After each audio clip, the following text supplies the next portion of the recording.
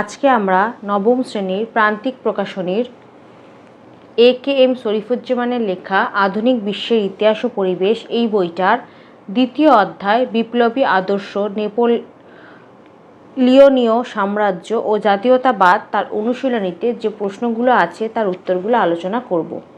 তোমাদের যদি ভিডিওগুলো ভালো লাগে তাহলে লাইক, শেয়ার ও কমেন্ট করে জানিও, আর চ্যানেলটি সাবস্ক্রাইব করো।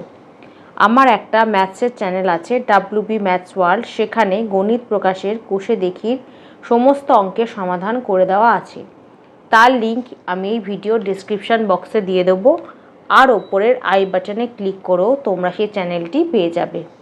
প্রথমে ক, বহু বিকল্প ভিত্তিক প্রশ্ন, প্রশ্নমান 1। সঠিক উত্তরটি নির্বাচন করে লেখো। প্রশ্ন 1, আমি বিপ্লব কথা বলেছিলেন, উত্তর হবে ক, নেপোলিয়ন। প্রশ্ন 2, কোড নেপোলিয়নে মোট ধারা ছিল, উত্তর হবে খ, 2287টি। 3, ট্রাফালগারের যুদ্ধে পরাজিত হয়েছিল, উত্তর হবে ঘ, ফ্রান্স। 4, টিলসিটের সন্ধি স্বাক্ষরিত হয়, উত্তর হবে খ, 1807 খ্রিস্টাব্দে। 5, মহাদেশীয় ব্যবস্থা প্রবর্তন করেন, উত্তর হবে ক, নেপোলিয়ন। 6, নেপোলিয়ন দ্বিতীয় দফায় রাজত্ব করেন, উত্তর হবে গ, 100 দিন। 7, নেপোলিয়ন দ্বিতীয়বার নির্বাসিত হন, উত্তর হবে ঘ, সেন্ট হেলেনা দ্বীপে। প্রশ্ন 8, নেপোলিয়ন চূড়ান্তভাবে পরাজিত হন, উত্তর হবে খ, ওয়াটারলুর যুদ্ধে। প্রশ্ন 9, কনফেডারেশন অফ রাইন গঠন করা হয়, উত্তর হবে ক, জার্মানিতে। প্রশ্ন 10, নেপোলিয়নের মৃত্যু ঘটে, উত্তর হবে ক, সেন্ট হেলেনা দ্বীপে। তারপর খ, অতি সংক্ষিপ্ত উত্তরভিত্তিক প্রশ্ন, প্রশ্নমান 1। একটি বাক্যে উত্তর দাও। প্রশ্ন 1, নেপোলিয়ন কোন নতুন শাসন ব্যবস্থা চালু করেছিলেন, উত্তর হবে কনসুলেট শাসন ব্যবস্থা।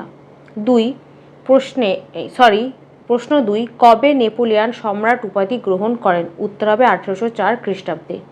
প্রশ্ন 3, ফ্রান্সের ডাইরেক্টরি শাসন ব্যবস্থা কতদিন চালু ছিল, উত্তর হবে 1795 থেকে 1799 খ্রিস্টাব্দ।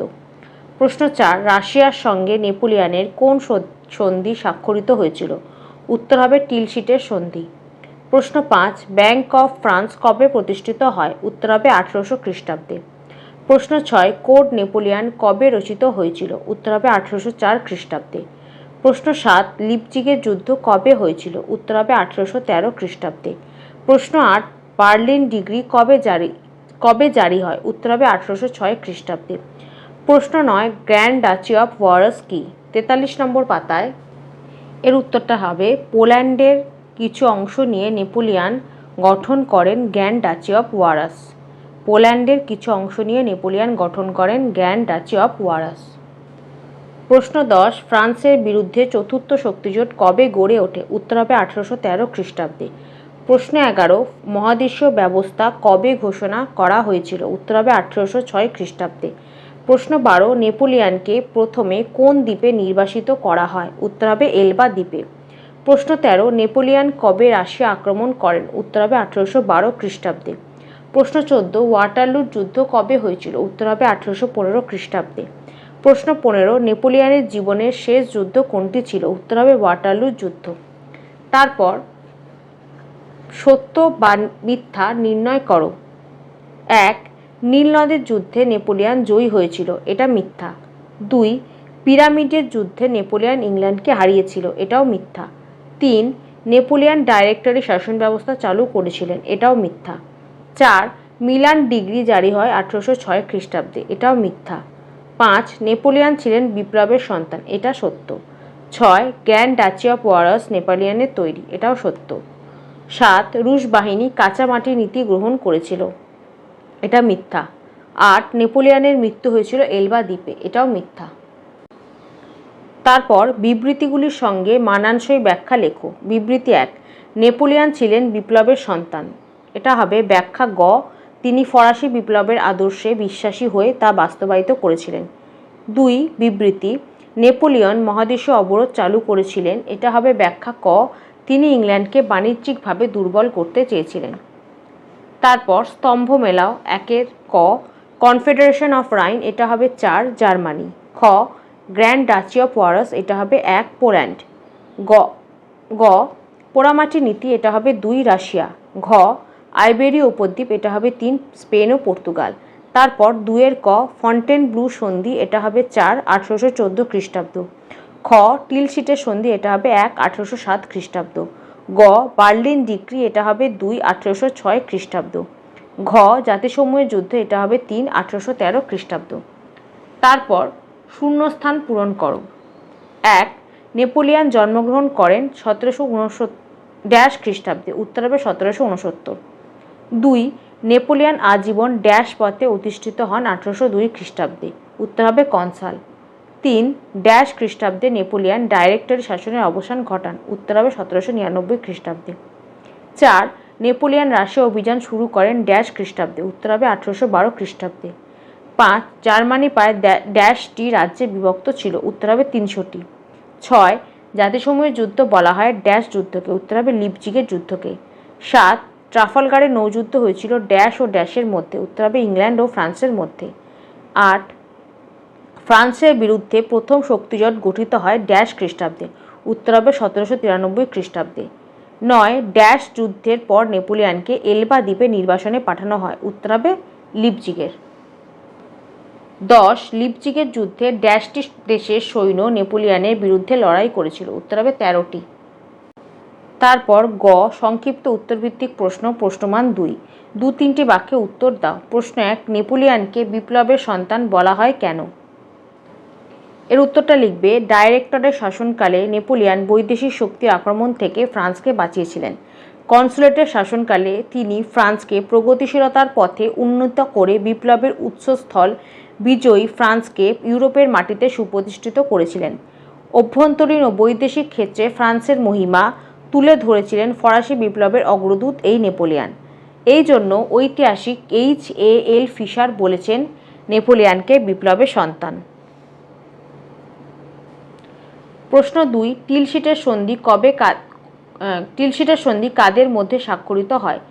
49 নম্বর পাতায় উত্তর লিখবে 1807 খ্রিস্টাব্দে টিলশিটের সন্ধি রাশিয়ার জার প্রথম আলেকজান্ডার এবং নেপোলিয়ানের মধ্যে স্বাক্ষরিত হয়।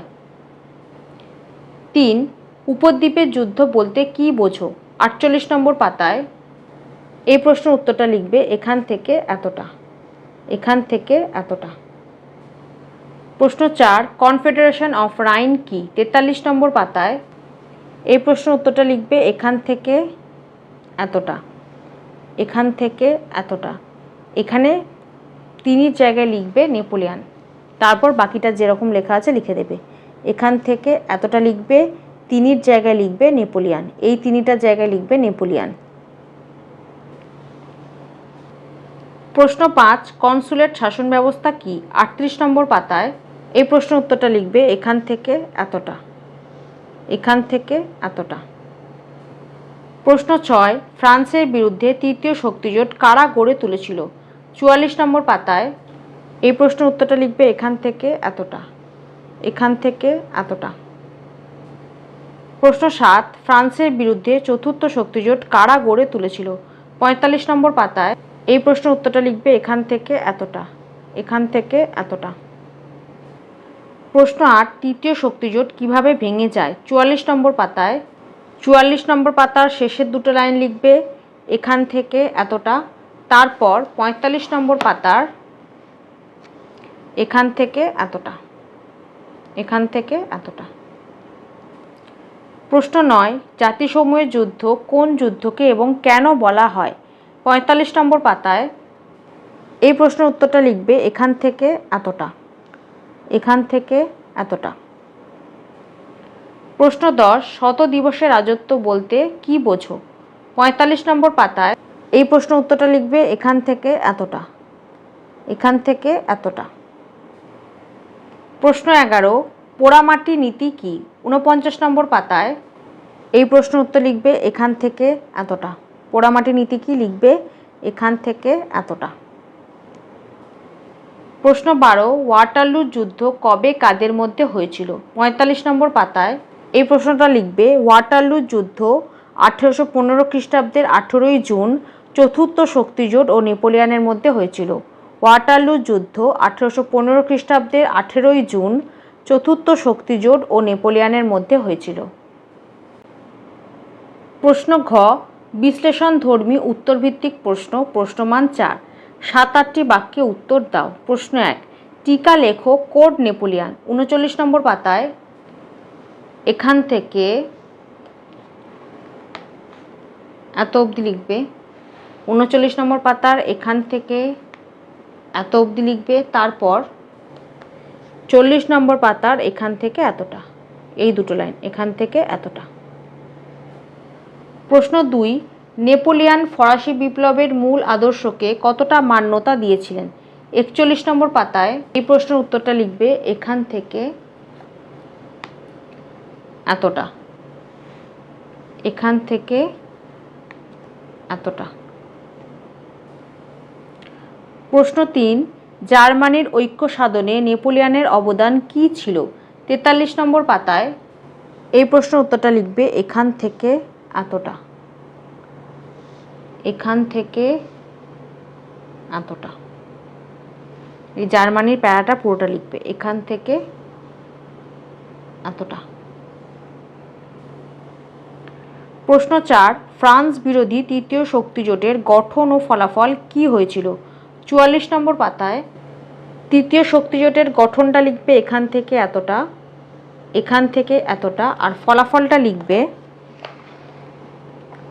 একদম শেষে এই দুটো লাইন, এখান থেকে এতটা, এখান থেকে এতটা। তারপর 45 নম্বর পাতার এখান থেকে এতটা, এখান থেকে এতটা। তৃতীয় শক্তিজোটের ফলাফলটা লিখবে 44 নম্বর পাতার এখান থেকে এতটা,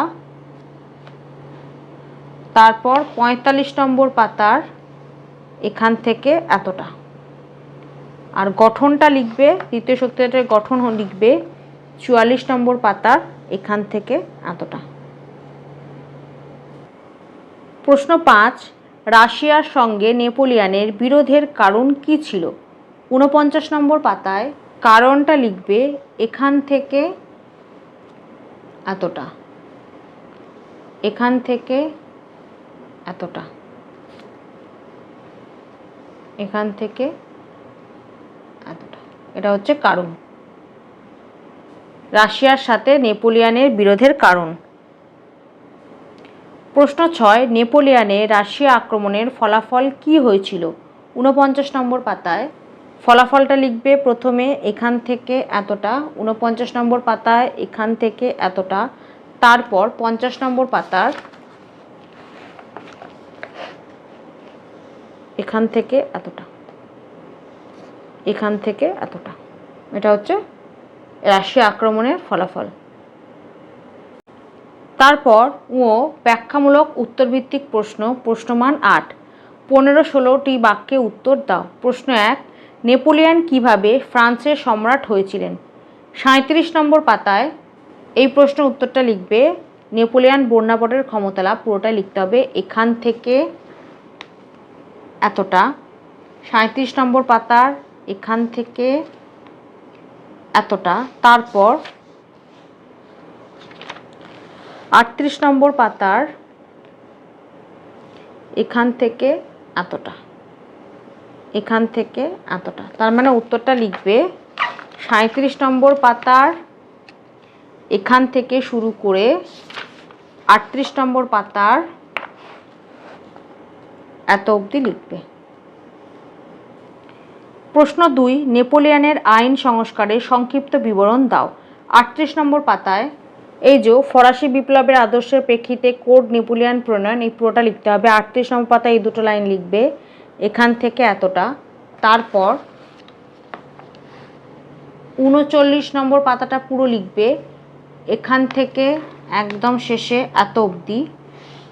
তারপর 40 নম্বর পাতার এখান থেকে এতটা। তাহলে উত্তরটা কীরকম লিখবে? 38 নম্বর পাতার এখান থেকে শুরু করবে, 39 নম্বর পাতাটা পুরো লিখবে, তারপর 40 নম্বর পাতার এত অবধি লিখে দেবে। প্রশ্ন 3, নেপোলিয়ানের সাম্রাজ্যের সঙ্গে ফরাসি বিপ্লবের আদর্শের কীরূপ সংঘাত ছিল? 40 নম্বর পাতায় এই যে নেপোলিয়নীয় সাম্রাজ্যের সঙ্গে ফরাসি বিপ্লবের আদর্শের সংঘাত, এটা লিখবে 40 নম্বর পাতার এখান থেকে শুরু করে এত অবধি। তারপর 41 নম্বর পাতাটা পুরো লিখতে হবে এখান থেকে এত অবধি। তাহলে 40 নম্বর পাতার এখান থেকে শুরু করে 41 নম্বর পাতার এত অবধি লিখে দেবে। প্রশ্ন 4, ইউরোপের পুনর্গঠনে নেপোলিয়নের অবদান কী ছিল? 42 নম্বর পাতায়, এই যে দেখো 42 নম্বর পাতায় দেওয়া আছে ইউরোপের পুনর্গঠন, এটা লিখবে 42 নম্বর পাতার এখান থেকে এতটা, এখান থেকে এতটা। তারপর 43 নম্বর পাতার এখান থেকে এত অবধি, 43 নম্বর পাতার এখান থেকে এত অবধি। তাহলে উত্তরটা লিখবে 42 নম্বর পাতার এখান থেকে শুরু করে 43 নম্বর পাতার এত অবধি লিখে দেবে।